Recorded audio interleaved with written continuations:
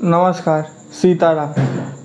आज भी फिर से मैं हाजिर हो गया आप लोगों के लिए फिर से एक नया वीडियो लाने के लिए। और आज जिस वीडियो पर मैं रिएक्शन देने वाला हूँ उस वीडियो का नाम है why are gens ageing faster. तो चलिए ज़्यादा समय ना लेते हुए इस वीडियो को स्टार्ट करते हैं। और ये वीडियो निकिता ठाकुर नाम का एक चैनल से अपलोड, इस चैनल का वीडियो मैं लगभग बहुत समय से देखता आ रहा हूँ। तो चलिए ज़्यादा समय ना लेते हुए वीडियो को स्टार्ट करते हैं। ज़्यादा बड़ा भी नहीं है वीडियो, तो चलिए वीडियो को स्टार्ट करते हैं। बूढ़े होते जा रहे, यस जरा इन वीडियोस को देखो। हार्ट अटैक, इंडियन जेनजीज बूढ़े होते जा रहे, यस जरा इन वीडियोस को देखो। हार्ट अटैक एक ऐसी बीमारी जो हमें लगता है कि बुढ़ापे में आती है, आज वो 15-16 साल के बच्चों में कॉमन होती जा रही है। Have you noticed how so many young people are dying of heart attacks? Young men and women dying. Heart attacks in youngsters have become increasingly common. Why heart attacks are suddenly claiming young lives? दूसरी बात, posture. Gen Zs का posture बूढ़े लोगों की तरह हंच्ड back होते जा रहा है। ये है एक हेल्दी बच्चे का स्पाइन पोस्चर और ये है एक बूढ़े आदमी का पोस्चर। लेकिन अब इसे इन बच्चों के एक्सरे से कंपेयर करो जो 2002, 2003, 2001 में पैदा हुए हैं। We've got going forward as well. 2002 again. मैं तो Another 2001 में one. पैदा हुआ। Going forward. Date of birth 2003.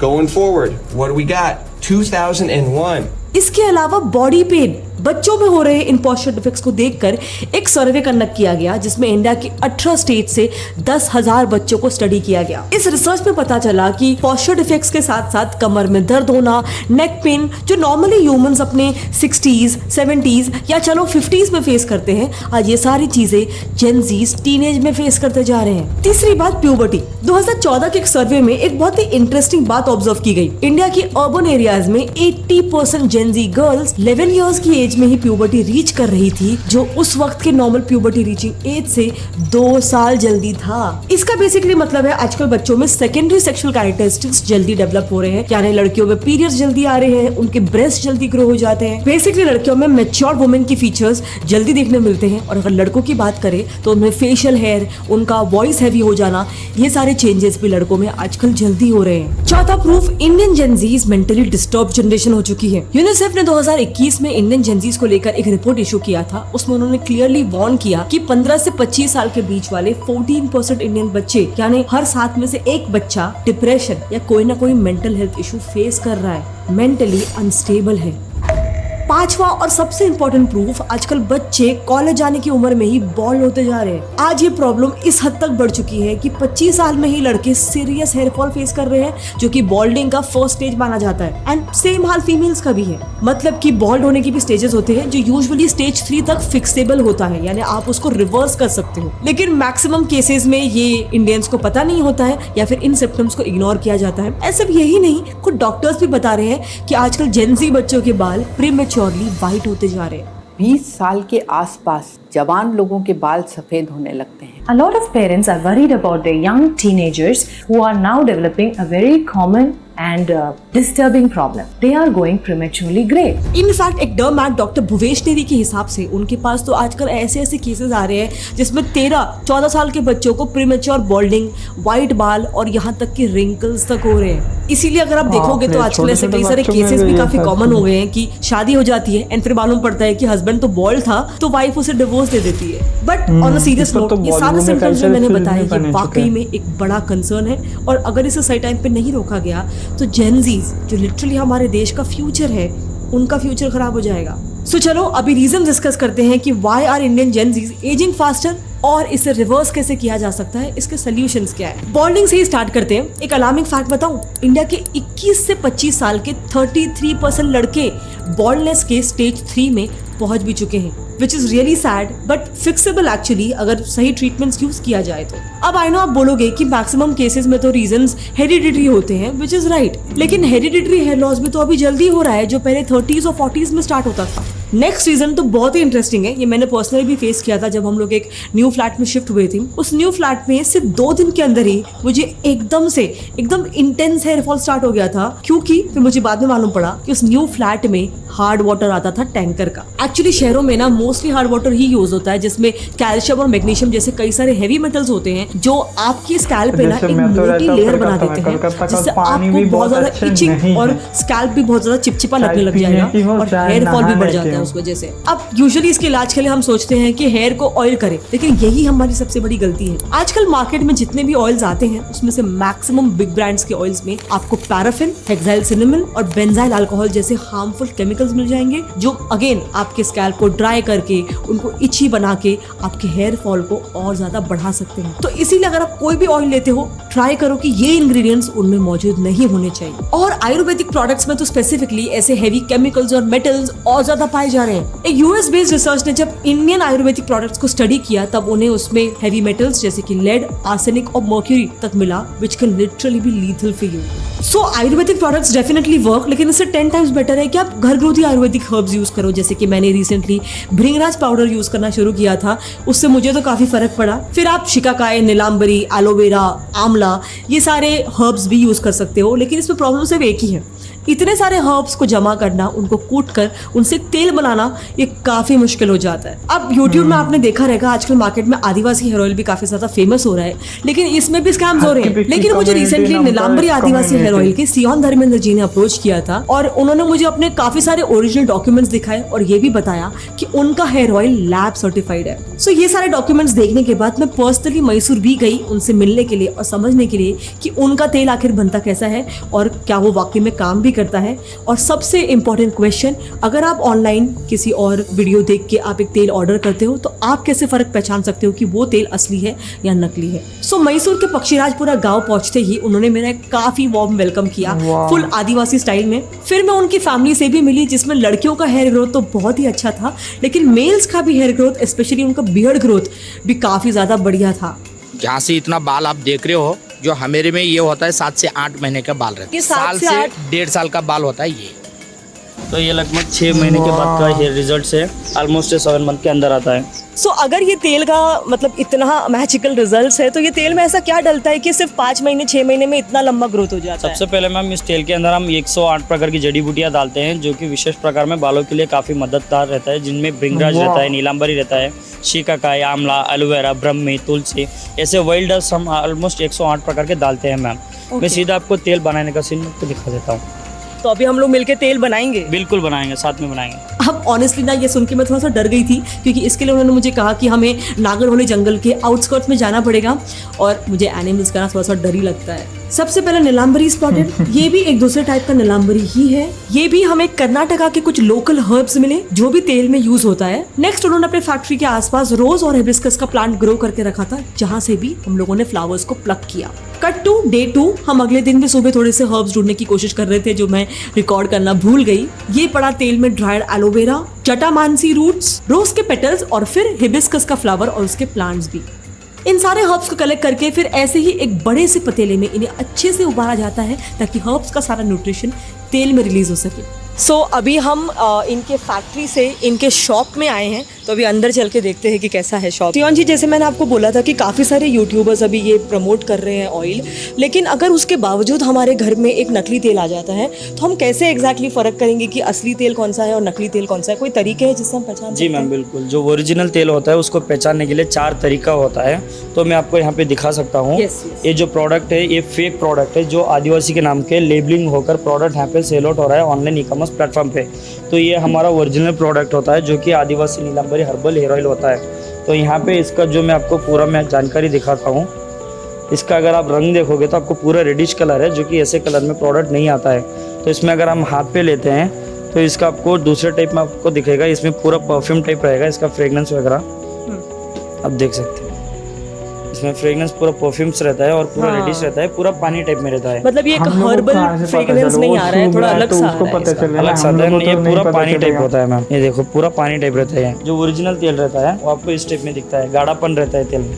ये मतलब हाँ, इसकी थोड़ा कंसिस्टेंसी सा बहुत ही खारापन ज्यादा है। थिक है। दूसरा तरीका आई थिंक वीडियो आप में देखने ऑनलाइन से तो स्कैम्स समझ का भी में कुछ आता है, बोल रहे थे पता कि जो चलता है। Amazon फ्लिपकार्ट पे जो तेल मिलता है वो नहीं खरीदना है। मैम उसका पीछे के रीज़न ये है कि वहाँ पे काफ़ी सारा फेक प्रोडक्ट मिलता है, आदिवासी के नाम से लेबलिंग किया जाता है। हमारा प्रोडक्ट का जो हमारा इमेजेस रहता है फैमिली मेम्बर्स का चोरी कर उस पर फेक प्रोडक्ट सेल किया जाता है। और काफी सारे जो प्रोडक्ट्स होते हैं वो by one get one free सस्ते 500-600 में भी मिलते हैं, तो वो भी स्कैम है। स्कैम होता है। तो जो आपके प्रोडक्ट का रेट क्या होता है? हमारा प्रोडक्ट का रेट होता है मैम 1800 का होता है, लेकिन हम आपको 1500 में देंगे जो फर्स्ट टाइम परचेस करते हैं कस्टमर। थर्ड तरीका जो आइडेंटिफाई करने का है वो ये है कि हमें ये भी चेक करना है कि कंपनी ही नकली तो नहीं है पूरी की पूरी। जी बिल्कुल। तो ऐसा भी होता है पूरा कंपनी ही नकली लोग बना रहे हैं? जी मैम, काफ़ी सारे लोग ऐसे भी हैं कि जो हमारा आदिवासी के नाम से काफ़ी सारे फेक ऑनलाइन कंपनीज बन रहा है।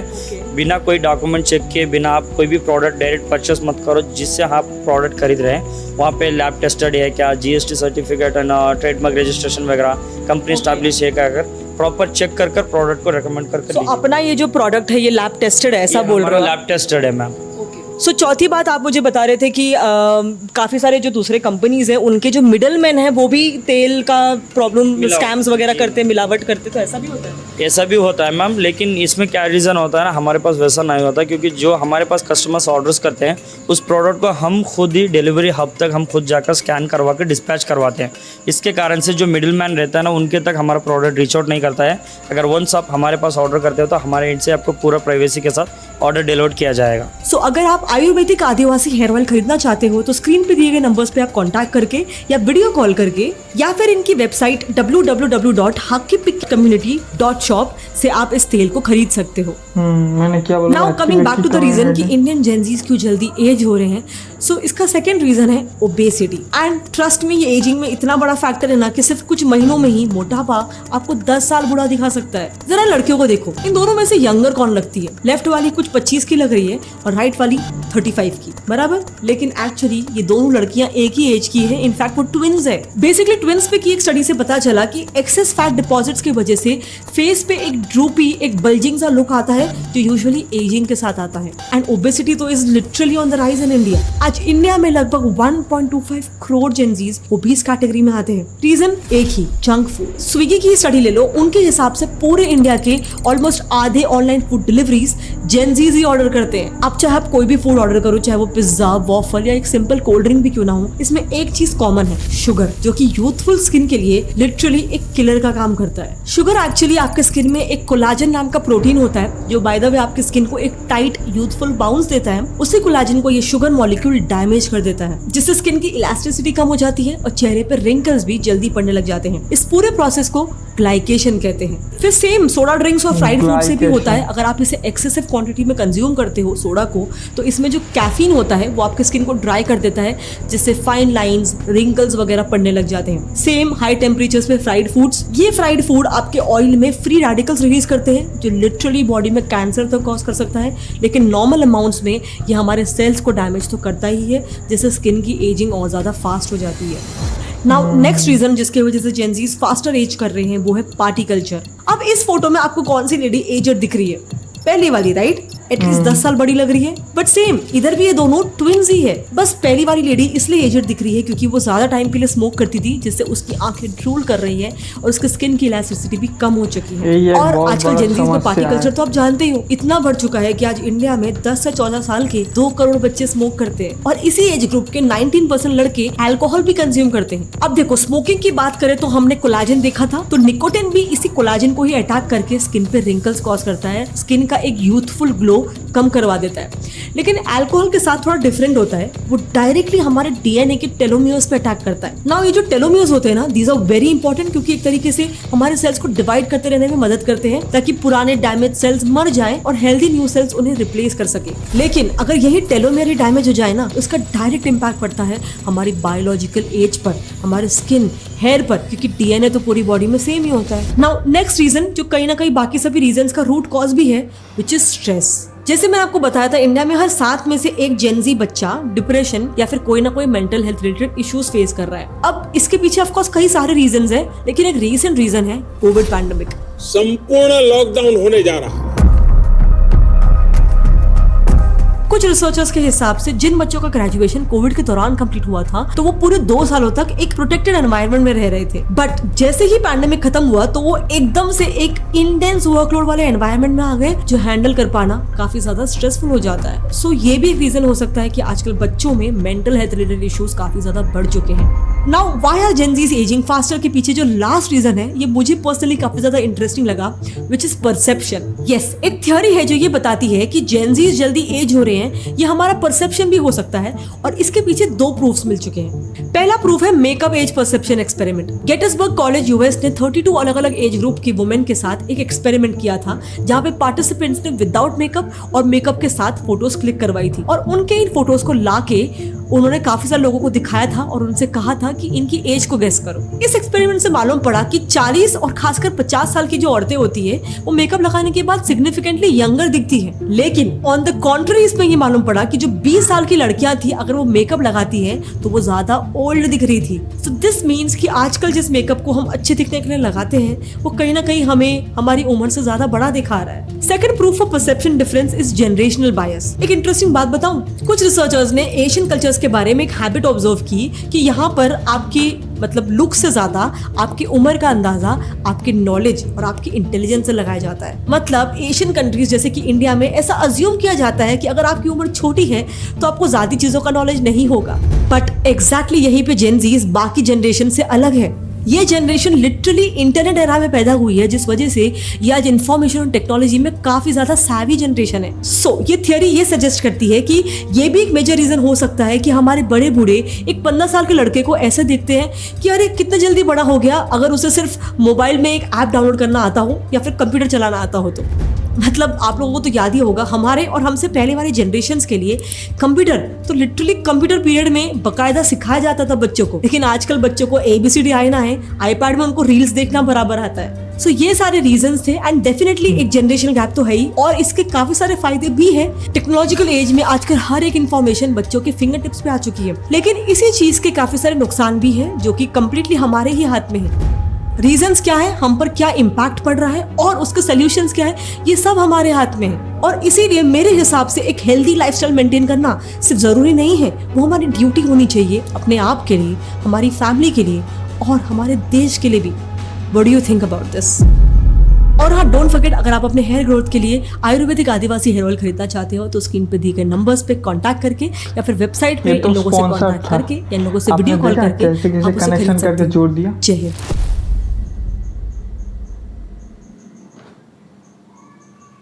तो आज के समय में यंग जनरेशन यूथ में जो जिस तरह की चीज़ें आज देखा जा रहा है, ये जो बाल जल्दी जल्दी झड़ना, तो इस वीडियो में भी वो सब बहुत अच्छे से दिखाया है। खाना पीना बहुत अच्छे नहीं है, जो पानी है चाहे पीने का हो चाहे नहाने का हो वो भी बहुत अच्छे नहीं है। और दूसरी बात है बहुत ज़्यादा सेफ इन्वायरमेंट में रहना। दूसरी बात फ़ोन इंटरनेट ये सब चीज़ें तो और ज़्यादा रोक देते हैं एक जगह पर। तो यूथ का आज तो मतलब बहुत सारी चीज़ें हैं जो एकदम अच्छी नहीं है। दूसरी बात है तेल वगैरह के जो दिखाए हक्की पिक्की कम्युनिटी, इस तरह के आजकल के जो तेल होते हैं जो बालों पे लगाने वाली, आजकल के तेल जो है ना बहुत अच्छे नहीं है। और मेकअप वगैरह इसमें जो दिखाए वो भी सही है। और भारत में आज ना देश का जो युवा है क्या है कि बहुत जल्दी उम्र में ज़्यादा बड़े दिखाई दे रहे हैं। उम्र कम है लेकिन देखने में बहुत ज़्यादा बड़े लग रहे हैं। तो ये सब तो प्रॉब्लम तो है। और दूसरी बात, अगर इस वीडियो की बात करें, इस वीडियो की बैकग्राउंड म्यूज़िक की बात करें, वो मतलब एकदम ठीक ठाक अच्छी है और जैसे फुटेज के साथ बहुत अच्छे से जा रहा था और वीडियो भी काफ़ी अच्छा लगा मुझे। वीडियो की क्वालिटी भी ठीक ठाक ही थी, मुझे बहुत अच्छा नहीं ऐसा नहीं लगा, मतलब ठीक ठाक लगा। और दूसरी बात, हार्ट अटैक की बात करें तो मुझे अच्छा लगता है हार्ट अटैक की जो मेन प्रॉब्लम है भारत में वो खान पीन। जैसे इस वीडियो में भी दिखाया गया है, जैसे आजकल के जो ज़ोमैटो जो ऑनलाइन जो फूड डिलीवरी जो कंपनीज है, इसके डेटा के अनुसार इसमें जितना भी फूड डिलीवरी मतलब ऑर्डर की जाती है उनमें 60 to 70% यूथ होते हैं, कम एज वाले जो लड़के लड़कियां होते हैं वो। दूसरा बात है हार्ट अटैक भारत में सच में एक बहुत बड़ा प्रॉब्लम बन चुका है। धूप नटी की कुछ दिन पहले इसी महीने में इससे अगले महीने में धूप नटी की भी एक वीडियो आई थी जिसमें बताया जा रहा था कि हार्ट अटैक की प्रॉब्लम क्या। वो वीडियो आप जो लोग चाहे तो देख सकते। तो इसमें भी वो चीज़ बहुत अच्छे से दिखाया गया। हार्ट अटैक तो आजकल के युवा में बहुत कॉमन बन चुके हैं। तो वीडियो में मतलब मुझे तो बहुत ज़्यादा चीज़ों पे नॉलेज है नहीं जितना मुझे पता है, और इस वीडियो में देख के जो जो चीज़ मुझे पॉइंट समझ में आई उस चीज़ों में मैं आप लोगों को बताया। तो चलिए आज के लिए विदाई लेते, मिलेंगे आप लोगों से नेक्स्ट वीडियो, तब तक के लिए सीताराम।